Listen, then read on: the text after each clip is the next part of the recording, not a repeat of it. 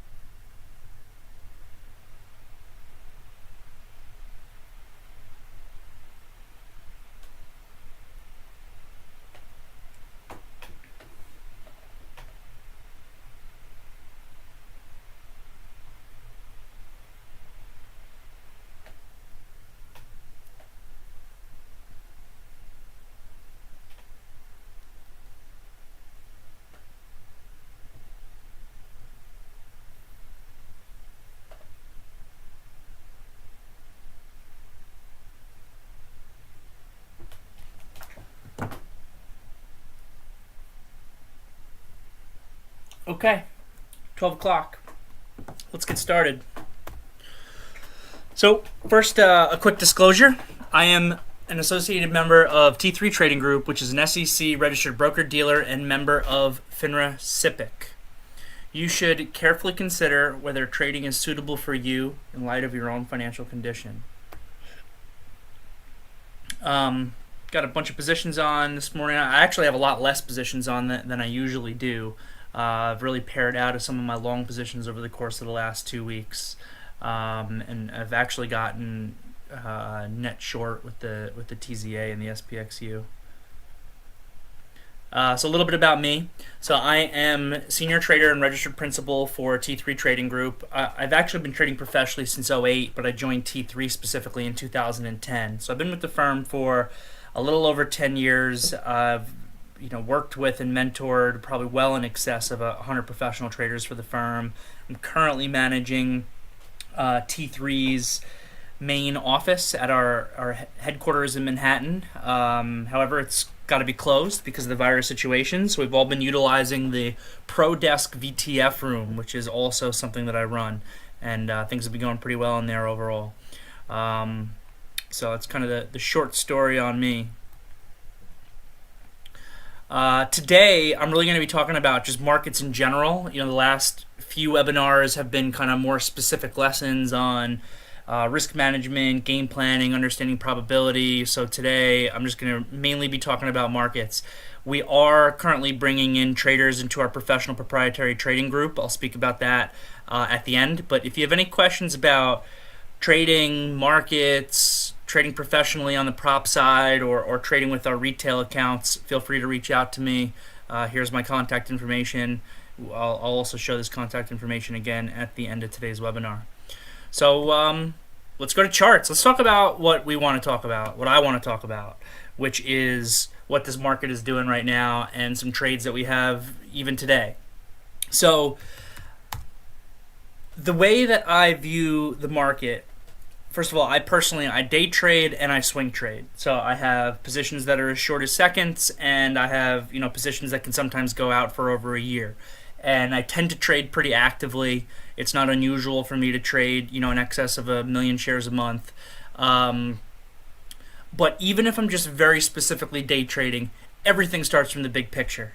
The correlation between individual equities and the market as a whole is very, very high.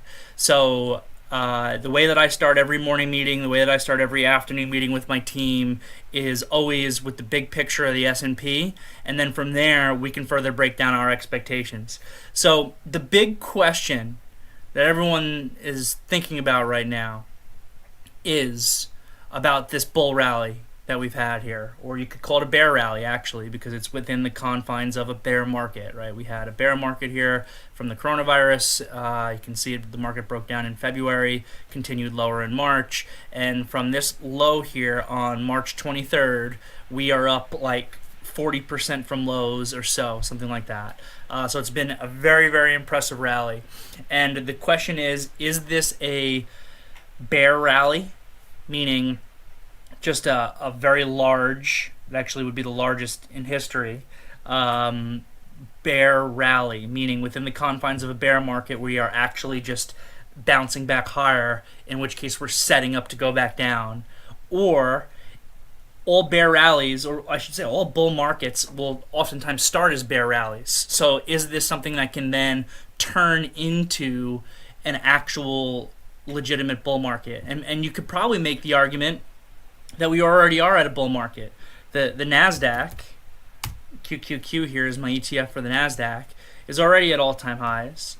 And the S&P at this point is getting pretty close as well. So one of the things that we're constantly trying to assess is just kind of general fund positioning and understanding money rotation in the market. What we've really seen over the course of the last 2 weeks, and especially the last 3 or 4 trading sessions, is what appears to be a short covering rally from the major institutions that are out there. So we just know from the data that the long short funds that are out there have not been positioned properly for this rally, and that they've been caught off sides. And what we now have seen again over the course of the last couple weeks, but especially the last 4 trading sessions, is what appears to me to be the largest institutional short squeeze I've ever seen. And it's really interesting.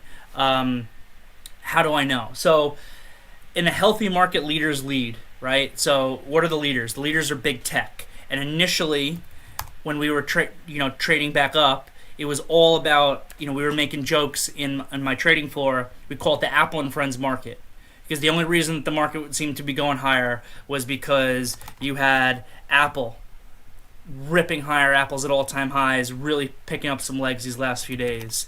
Amazon, same situation. Huge move off of its March low. Consolidation, now looking for potential continuation.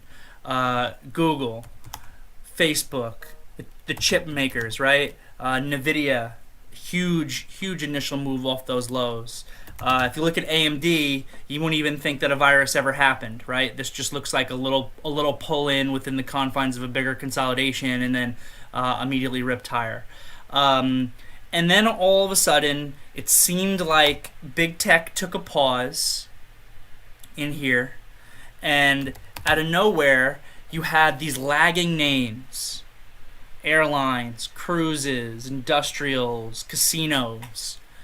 The companies whose businesses are literally unable to run as a result of coronavirus, posting some massive gains. This American Airlines comes to mind first. There's no real news here that came out. So what is with the fact that this has done more volume than it's ever done in its history? In one day, it's probably more volume than it does in a typical month. And in one day and one gap up was basically up 80%, American Airlines. And that's probably one of the more extreme ones. But you can take a look at all of these lagging stocks and lagging sectors have really picked up steam. And we know that this is where the short money has primarily been located in the market, right? Boeing, here's another one. Massive 4-day up move. Casinos, MGM starting to go, right? Wynn, big 4-day move here, big gaps and consolidations. Wynn Resorts, RCL, so the cruises, right? RCL, NCLH, Norwegian Cruises, just these big moves. General Electric, right? So this has short squeeze written all over it. Just a massive, massive short squeeze from institutional long short funds who thought that this market was going to go further or thought that the rally back up was too much and really started to work into shorts. The thing about a short covering rally and laggards leading is that's generally not a healthy market. So someone in one of my afternoon meetings yesterday asked me a great question, which I'll just repeat here. Said to me, Derrick, I have a question. It seems like there's nothing that can bring this market down now. People aren't concerned about a second wave of the virus. All this rioting that's occurred in the United States can't downtick the market. The kind of reemergence of the China-U.S. relation issue, which created all of this volatility, back here in these market pull-ins, did not even make the slightest dip in this market at all whatsoever. So the question was, if none of that stuff can bring the market down, even after it's gone, 40+%, what can bring the market down? That's the question. I spoke to another person yesterday who used what I thought was a great expression that I had never heard before for describing what this market's doing. It seems to be pegged to the ceiling. It's like we gap up and go sideways and consolidate it all day, and we gap up and we go sideways and consolidate all day. And there's hardly even been a downtick in the market that's lasted for more than 20 minutes over the course of the last couple of weeks. And so my answer to that question is I can really only see two things bringing this market down. First is if the Fed somehow began to tighten, which probably isn't happening anytime soon. But the other one is just positioning, right? So this last leg of this market has not seemed healthy to me because it's been primarily short squeezing as opposed to new money coming into the markets. And the charts tell us that.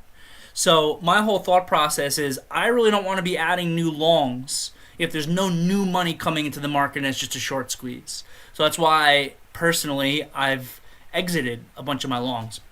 I had some really solid positions on. I had Apple from, literally the March 23rd low here, which I finally got out of. Alibaba, JD, caught some really solid moves and some very relatively strong equities, which I have now just very recently paired out of. And I've started to attempt, painstakingly, over the course of the last couple trading sessions, to really push it to the short side because the market doesn't seem healthy to me. And then as of yesterday's close, the market's extended as well on every time frame. So extension is something that we look at as just kind of a technical thing for the market. When markets get extended, they eventually need to correct. There's two ways in which a market can correct, via time or via price. There's really been no signals to come in, honestly, that we should have a price correction. And as of right now, it looks like we're just kind of starting to correct through time, which basically means that we would go sideways in these moving averages. So the blue line here is my 80 EMA, red line here is my 21 EMA. Very broadly, I consider the space between the 8 and 21 EMA to be what I call the technical equilibrium for any stock or any market that I'm looking at. So if your market is somewhat significantly above that area, you have a market that's extended. Okay, that's the quick way in which I look at it. There's a lot of other things you can look at: the oscillators, the RSI.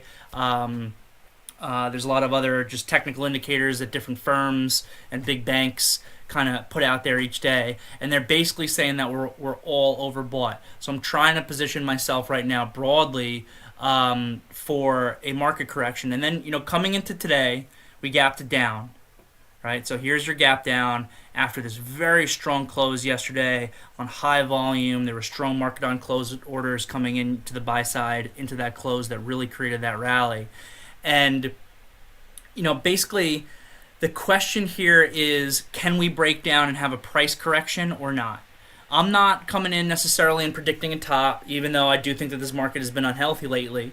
But it would be healthy, even bullish, for the market to price correct down to, you have a gap here, maybe down to this like 313 area. I feel like that's not asking too much considering what the rally has looked like, and in no way is necessarily bearish.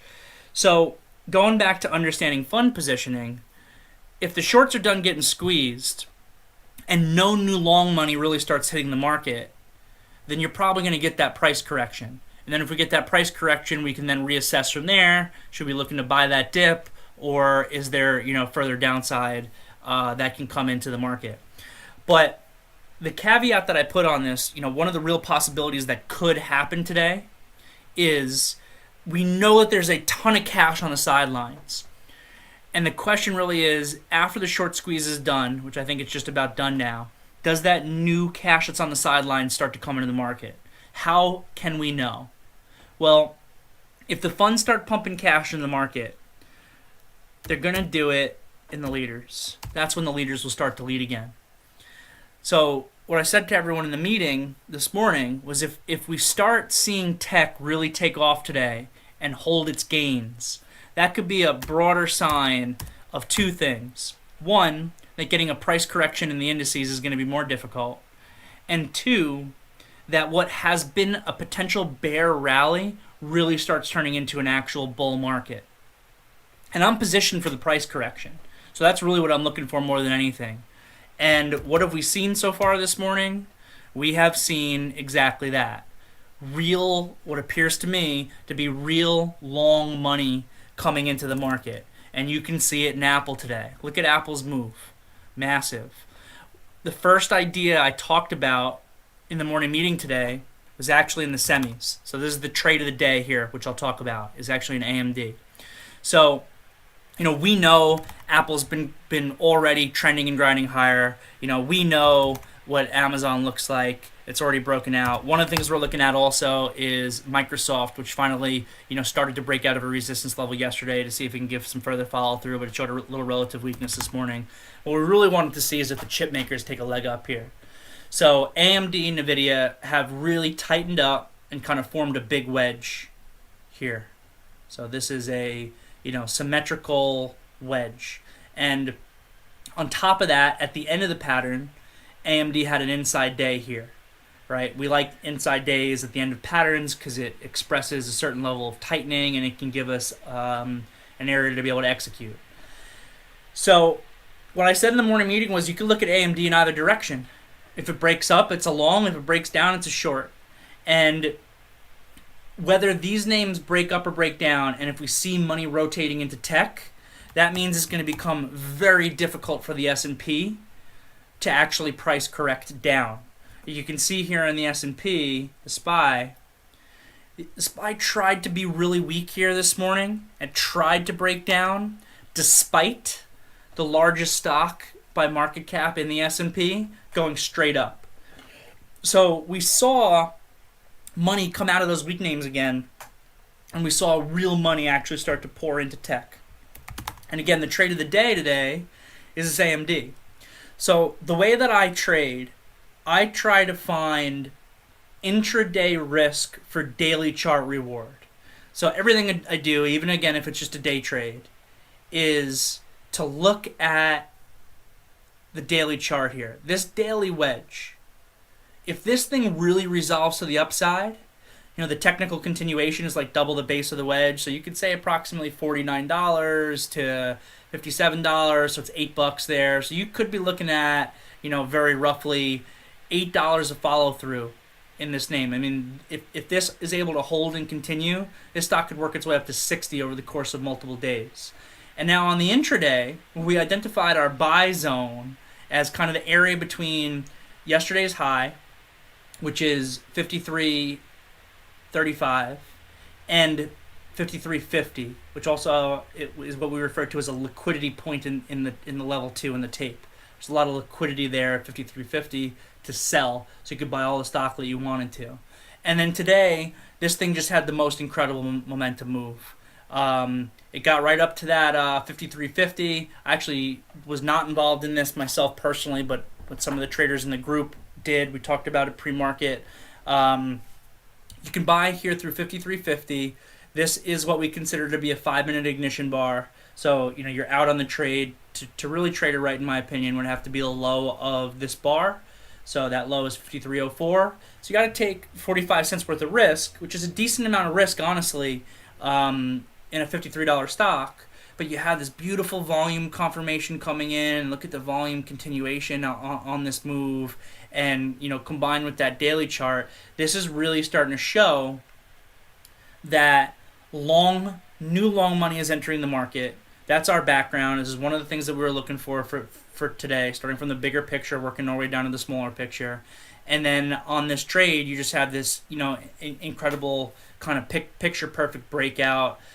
Big move, got extended, corrected here a little bit, and then mainly time corrected. Starting to look like a 15-minute bull pennant here, an ascending bull pennant. And now that 80 MA is catching up on that time frame, it's attempting to give further continuation there. So that's really the market right now. And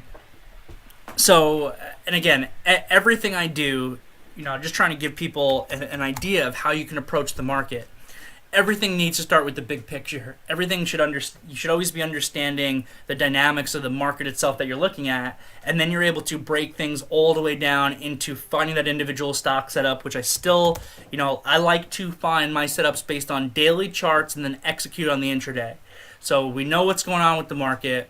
We know that there could be new money rotation coming into, tech, which actually would be very bullish for the market overall. And you have this wedge pattern here on the big picture that you love, and then you break it down to the small time frame for actual execution, and it's a beautiful trade, and it's probably our trade of the day today. So that's the one that I wanted to go over with everybody. So with that said, so I see someone ask me if I think that tech is going to correct. I think that tech already did correct. It corrected through time. It just went sideways for a while the short squeeze was happening everywhere else. So now that's why it's able to give this continuation at this point. And honestly, I want to be short. I am short. I'm short the market right now, particularly through an ETF that represents the SPY, and an ETF that's kind of the IWM in reverse. But this market is looking very, very healthy today. So I'm not really sure how much technical continuation I can get on that when I'm actually looking for a correction. Volume is one of our layers of probability. I see someone also asked a question about less and less volume. So we did see a pickup in volume on Friday last week, which we actually thought was part of the sign of the end of the short squeeze. And that's what started to kind of get me excited on the short side of this market. But there's been no correction at all whatsoever. So we say volume is confirmation, but you don't need it. So with that said, that's kind of just generally how I operate. I work with a group of solid professional traders. Currently work with 70 to 80 or so professional traders on a day-to-day basis, ranging in experience from some guys who've been trading professionally for decades, all the way down to others who are new entry level, just kind of getting their career started for the first time. So T3 Trading Group has really, two main businesses. We have our retail trading business and we have our professional proprietary trading business. Again, I'm going to have my contact information at the end of the presentation today. So if you have any interest in being part of the professional team or, getting involved in a retail account with T3, you can just reach out to me and then myself or a member of my team will get back to you. So T3 Trading Group on the professional side, we have over 500 licensed professional accounts. We have multiple offices. We have a couple offices in Manhattan. Our headquarters is 1 State Street Plaza in downtown Manhattan, just around the corner from the Wall Street Bull. Unfortunately, it's had to be closed for a while because of the virus, but it's a pretty dynamite office. But even without the office, probably in excess of 50% of T3's traders have been remote traders to begin with, and they get access to the virtual trading floor. And the virtual trading floor that I run is called the Pro Desk Room, and it's been on fire recently, if I can say that. It's been awesome. We've been calling the market really well. Got a great team of people in there providing good information and good trades. Everybody's feeding off of each other. I'm really actually excited about how well we were able to transition everybody out of offices and getting remote and using that VTF that we have to facilitate each other's success. All of our professional traders do have to become licensed. T3 Trading Group is an SEC registered broker-dealer and member of FINRA SIPC, so you have to pass an SIE and a Series 57 examination to trade professionally with us. We provide study material. And we, again, if you have no interest in licensing, we have retail accounts as well. And I've spoken about this in other webinars, but a huge benefit of trading either retail with T3 or trading prop with T3 is direct market access. We're not selling your orders out. All of the free online brokers, and I say free in air quotes, I know you guys can't see me, they're selling your orders out to HFTs. So you're still paying a commission, you're just paying it internally. We provide all of our traders, pro and retail, with direct market access. So you choose how to route. I actually teach a class on routing that lasts for over an hour, but it's a really important part of maximizing cost efficiency. We have 4 different software options on our professional side: Lightspeed, Fusion, Sterling Trader Pro, and Wex or Wolverine. On the retail side, we have Sterling Trader Pro and Fusion. So even if you're a retail trader, you get professional trading software in order to trade with. Our main focus is really equities. That's T3's business traditionally. I believe T3 has been around since the early 2000s. I only joined in 2010, like I said earlier, so I've been with the firm for a little over 10 years. I've always very specifically been an equity trader, and again, that's the majority of the firm. We have futures trading, we have options trading as well. My general thought process in options is, I think it is great for retail accounts because you can get natural leverage within the product that you can't get, trading equity in a retail account. But as a professional prop trader, we can basically give you all the leverage that you want. We typically start by providing people buying power at 20x for intraday trading and 8x for overnight positions on our prop side. So my thought process has always been, why do I want to deal with time decay in a less liquid market just for access to leverage when I can already get, the most amount of leverage that I could possibly want? There are still a few areas, though, where I think that options trading can be very beneficial, and a few strategies as well. But that's not what I personally participate within the firm. We do have futures trading as well.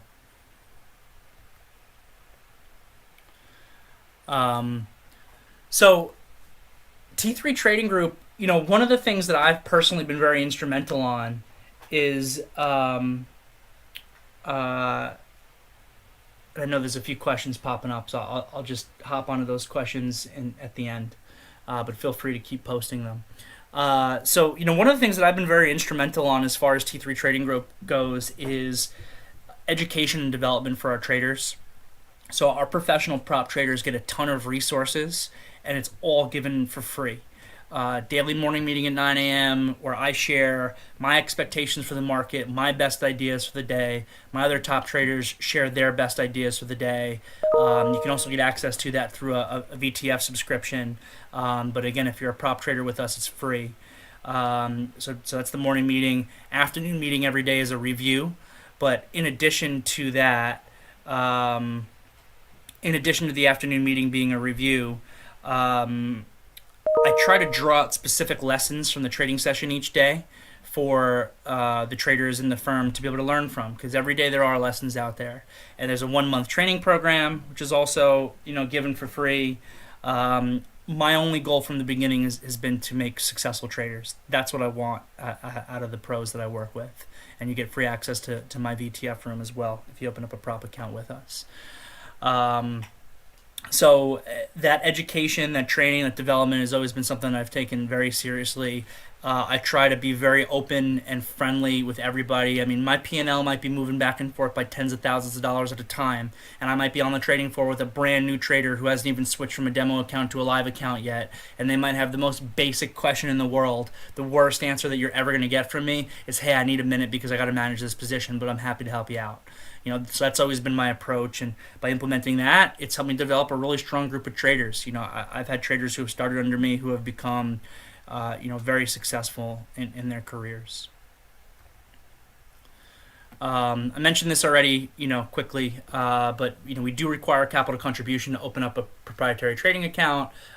We typically start by providing buying power at 20x and 8x, but it depends a little bit on certain things, such as the size of your contribution. There's no desk fees or anything like that. Professional traders do have to pay for professional market data. I personally pay, I think, around $200 a month for access to the New York Stock Exchange, NASDAQ, and Amex. But again, that is direct market access, and there's a lot of value in that as well.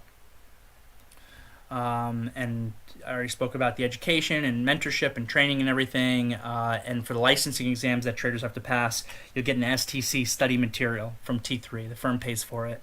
So it's textbook, online classes, online practice tests, everything that you need to be able to pass the exams. And for experienced traders who are interested in joining the firm, our capital base is one of our biggest edges out there. T3, I believe, is, if not the most well-capitalized, one of the most well-capitalized proprietary trading firms that are out there. So a lot of people will come to us, specifically because of our size. You want to open up a $1 million proprietary trading account because you want access to $10 million. That's business that we can definitely facilitate here at the company. So just reach out to me, and happy to go over details for anyone, and entry level to experienced. And again, this is some of the access that you get just by becoming a trader with the firm. This is definitely on the prop side, and I think on the retail side also. I'll have to double check on that. But again, you get access to my VTF room, which is the pro desk room. You get access to Scott Redler, the chief strategic officer. You get his trader hub room. You get the Redler all access. So there's just a lot of value there that you're getting just to be able to trade with us. And what we want to do more than anything, like I was saying earlier, is facilitate the success of the traders that we work with. I'm running this boot camp this summer, which should be exciting. I think that there's somewhere that you can click in the YouTube to be able to get access to purchasing it. But basically, it's going to be a 1-week boot camp from like a Sunday through a Friday, where just click and you can get more information. But I'm going to be giving lessons every day. So you're going to get the morning meeting, the afternoon meeting. You're going to get my VTF for a certain period of time, and I'm going to be doing like 2 to 3 like very specific lessons and classes each day, starting with some basics of technical analysis, but getting into tape reading and routing and game planning and a lot of really important topics. So I'm excited for it, and you should be too if you join up. So again, if you want to get in touch with me on any of this stuff, I am a pretty busy guy here with the company, but I will make sure to either get back to you myself or have a member of my team get back to you. The reason why I'm so busy is because I'm doing so much. I'm a trader first and foremost, which is really important. I am not just some sales guy. I'm a trader. That's my focus first and foremost, and everything else I do is in conjunction with that. So working with professional traders for people who join the prop group, getting retail accounts open for the firm, just because I want people to understand the benefits there of having direct market access through a retail account as opposed to TD or E-Trade or Robinhood, who are selling out your orders to the HFT firms. Access to my VTF room. I'm working on a training program class. Is going to be a series of videos as well that people are going to be able to purchase through T3 Live and the boot camp. So there's a lot going on. If you have interest in any of those things, reach out to me. And again, myself or a member of my team will be happy to get to you. So I see here that there are a bunch of questions. So let me just take a look at them. Okay, so do you accept retail traders outside of the United States? Unfortunately, at this time, and this is just really FINRA regulations, to be a resident of the United States in order to. It doesn't exclude you from participating in my boot camp, but unfortunately, you can't actually open an account with us unless you're U.S. based, and on the pro side, you have to have a visa that's at least 1 year. So you're a U.S. citizen, you're good. Green card, you're good. A year of OPT, you're good. So that's the answer to that question. Someone here says that they use Thinkorswim. If you become a prop trader, must you switch? So the general rule is that if you're a prop trader with T3, you are allowed to basically maintain one outside brokerage account. There is some wiggle room there for more, and I can talk about the specific details of that, on the phone with anybody who needs more information. So yes, you can keep your Thinkorswim account open. I just, want you to be aware that your orders are getting sold out to HFT firms who are front running your orders if you're working with Thinkorswim. Is Integra Capital the same as T3? Integra Capital, I believe, is a division of T3, is the technical answer to that. I believe it's run by Zach Nadell. So it's part of T3, but it's also a bit separate. Cool. Someone here is new but interested. You can come into the right spot. Can I talk a little bit more about retail trading at T3? Absolutely. So retail trading at T3 is, under the same rules and regulations as retail trading anywhere else. So pattern day trading rules in effect. What is the pattern day trading rule? The pattern day trading rule is a FINRA rule for all retail accounts, no matter which broker you're with, that basically says in order to day trade actively, you have to maintain an account balance of at least $25,000 in it. So as far as T3's retail accounts go, we are there to cater to the active trader. So if the account minimum has to meet that pattern day trading rule of $25,000. And then from there, it's typical Reg T margin, which means that you can have 4 times leverage for intraday trading and 2 times leverage for overnight, unless the account has an excess of $500,000 in it.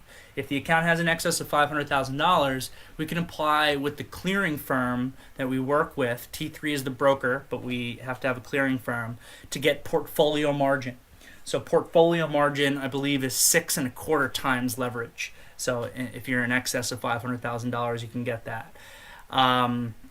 My retail traders who work with me, they also get free access to my virtual trading floor rooms. So same thing, morning meeting, afternoon meeting, all the great stuff that we have in there, with my professional team. And the big advantages of T3 retail, first and foremost, is direct market access at a very small commission cost. So again, we do not sell your orders out to Citadel and to Two Sigma and to UBS like all the other online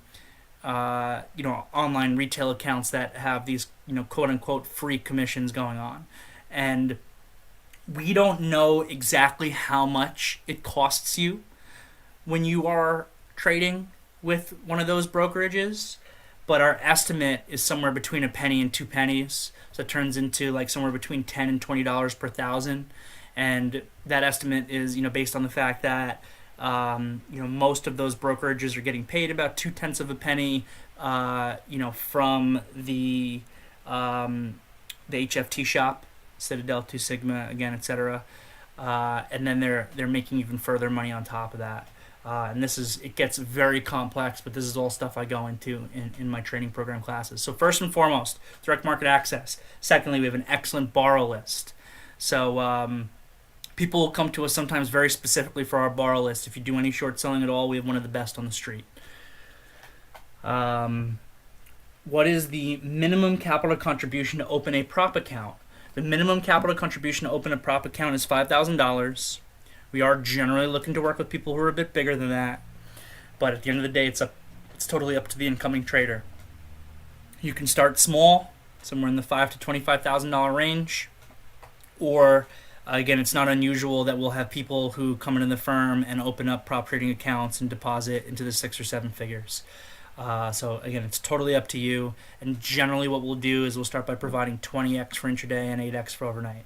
So if you came into the firm with a small $10,000 contribution, we would start by basically allocating you $200,000 to work with.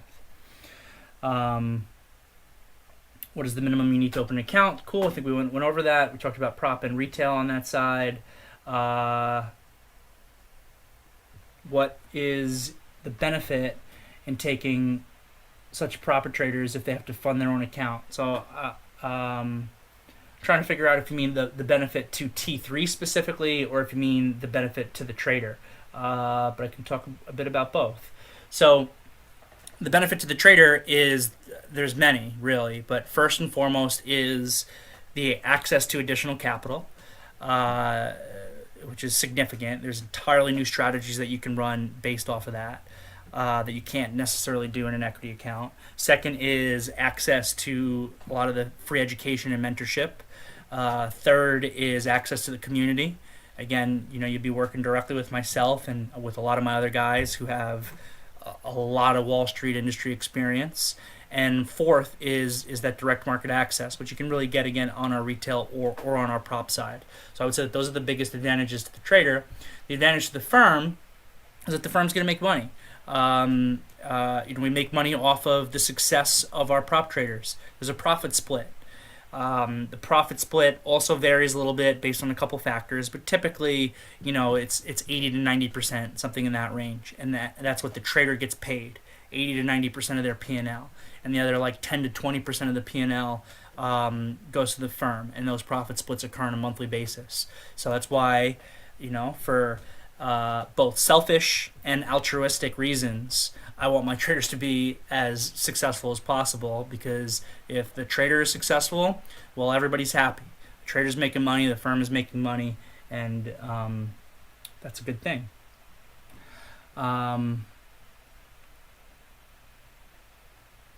Cool. So I think I answered that question. Next question in here. Do you think prop trader sessions will be virtual the rest of the year? If so, how far in advance is the schedule published for those who need to take time off from work? So I'm not 100% sure actually what you mean by prop trader sessions. I'm not sure if that's some T3 Live program or if that's just my program. Maybe that is my program. I should probably know that, right? So if you're talking about my webinar here that I do every Tuesday, that is happening for the foreseeable future.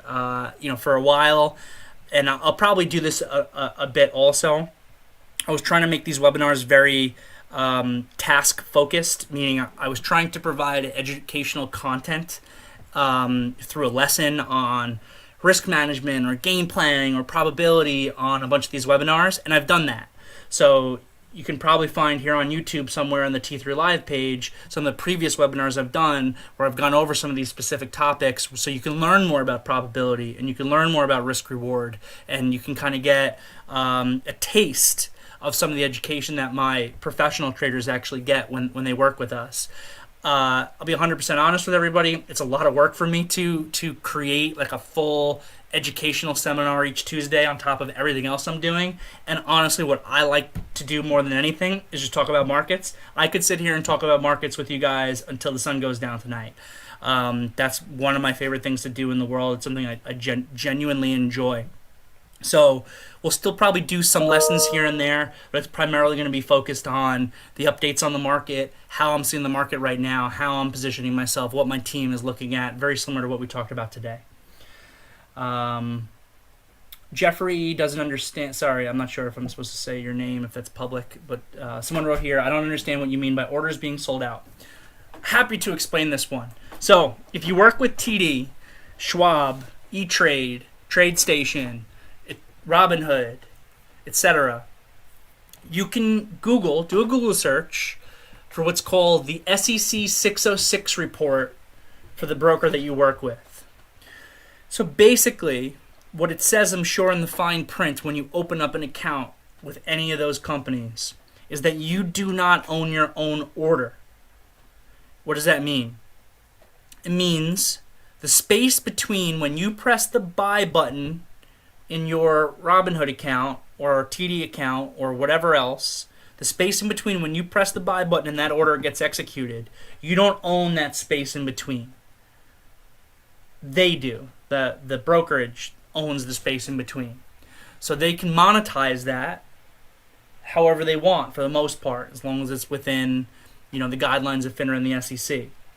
So what they in turn do, on top of other things, is they have agreements with high-frequency trading firms, right? So algorithmic high-frequency trading firms to sell your order flow to them. So, you might think when you just press the buy button on your account that's it, you buy stock. But there's actually, it's pretty complex. There's multiple venues and exchanges that are running at any point in time.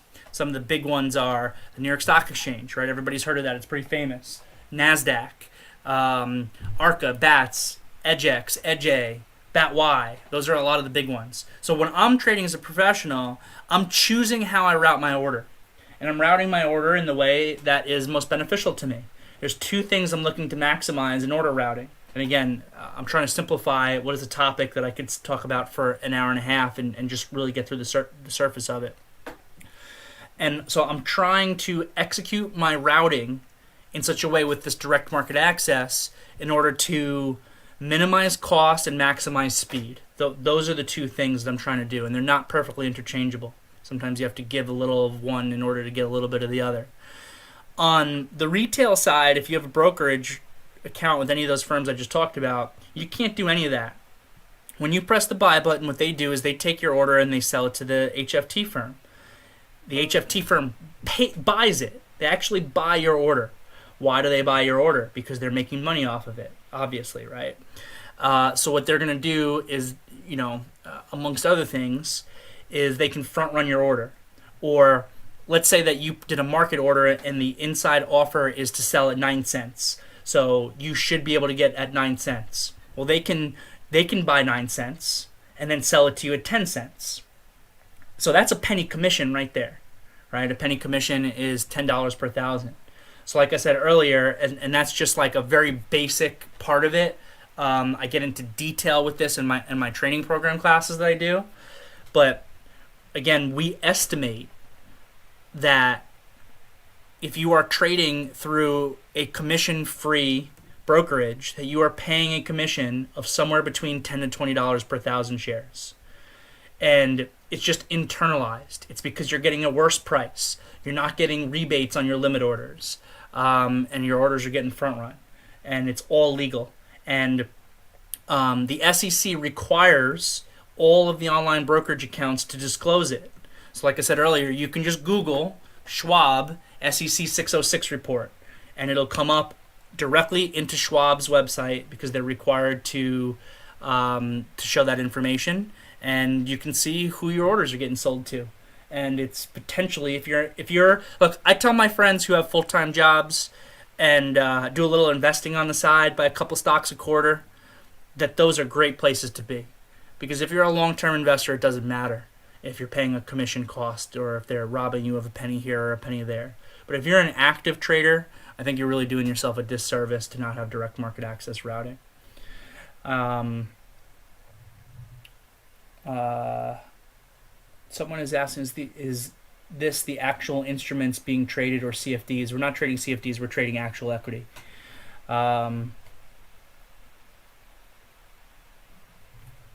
Great, thanks. Someone here was asking about the training program. So I think I just kind of went through that a little bit. Basically, the training program consists of a series of lectures that I give, where it's a different lecture each day. 4 different software options are Lightspeed, Fusion, Sterling, and Wolverine. Do you have a video or training on the pros and cons of each. Which do I recommend? That's a great question. So the one that I use personally, the one that I typically recommend is Lightspeed. It's an excellent software. I've been using it for 10 years. There's no platform fee for it or anything like that. It has depth of market. It has direct market access. It has level 1, level 2 information. It's got all the charting that I could possibly need. It's got filters that I can build out as well. It's got an alert system in it. It's an excellent software. The only downside of Lightspeed is that it's not options capable. So anybody who needs to trade options is generally going to go to Fusion or Sterling. I'm not an option trader with the firm personally, but almost everyone I speak to says that Sterling is the better platform for trading options. I spoke a little bit earlier on why I don't necessarily think that trading options on the prop side is the best thing in the world, but it is something that we can facilitate, and why I don't do it personally. So Sterling is also an excellent platform. The only downside of Sterling, again, for people who want to trade options and equities with us, is that Sterling has a platform monthly fee of $255 a month, whereas Lightspeed does not. And Wolverine is a lesser used platform at T3, and it's mainly, from my understanding, are statistical arbitrage traders who use it because of some of the functionality that it has for StatArb. So that's kind of my recommendation. I don't really have a video or training on the pros and cons of each that I put together when a new trader first gets started with us after they pass the exams. Typically what I do is I put them on a demo account for a week or two so they can learn the software, and I have one of my top guys get on the phone with them, give them a full tutorial of the software, help them set up their charts, layout, hotkeys, everything the way that they want.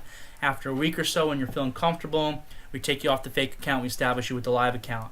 And again, on the retail side, we have only Fusion and Sterling as options for our retail traders.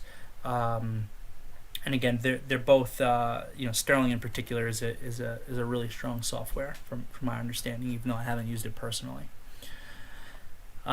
Cool. So I think that we covered a lot of topics today. We talked about the market, which is what I care most about. Isn't Sterling Realtick? I don't know the answer to that question. I thought that Sterling and Realtick were actually two different softwares, but I'm not 100% sure on that. But anyway, like I was saying, I'm going to wrap things up for today. Pretty good webinar. Happy to chat with everybody about the current state of the market. We'll see how things play out, and next Tuesday we'll have an update. We'll see. It's starting to look like today. I've been looking for a price correction, but I'm very worried if there's going to be a price correction that I'm worried to see all this new money coming into the market today that's getting pushed into tech. So time will tell whether this is a bear market rally or a new bull market. Thanks, guys. Have a good day. Get out there and make some money in the market.